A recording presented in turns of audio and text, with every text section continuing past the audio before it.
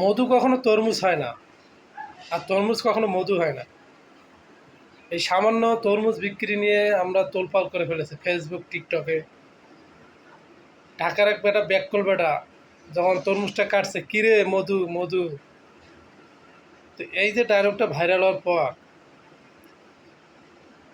এই যে সবাই বলতেছে যে তরমুজ মধু, মধু তরমুজ। মধু কখনো তরমুজ হবে না, তরমুজ কখনো মধু হবে না।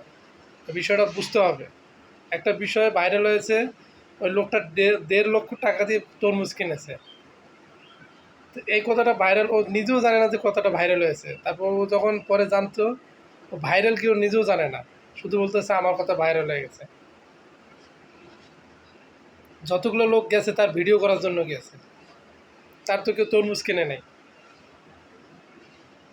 তো লোকটা ভাইরাল করে কী লাভ হলো? কোনো লাভ হয়েছে?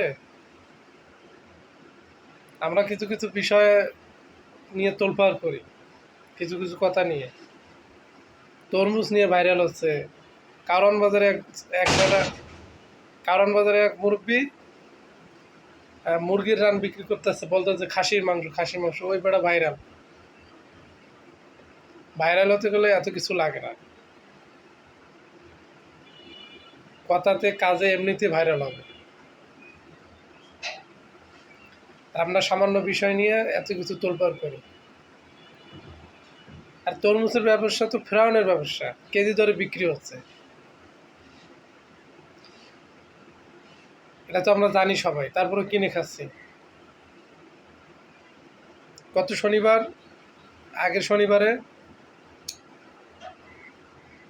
এক লোক বলতেছে আমাকে কেজি কত, 80 টাকা, 100 টাকা। তাহলে আমাকে 1 কেজি বা 2 কেজি কেটে দেন। ওই তরমুজরা বলতেছে দেওয়া যাবে না। কেন দেওয়া যাবে না?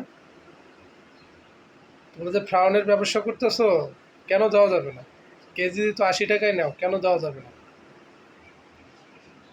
আমি এই কথা বলতে গিয়েছিলাম, তো বলার পরে অনেক কিছু। তো যাই হোক, যাদের ব্যবসা তাদের কাছে।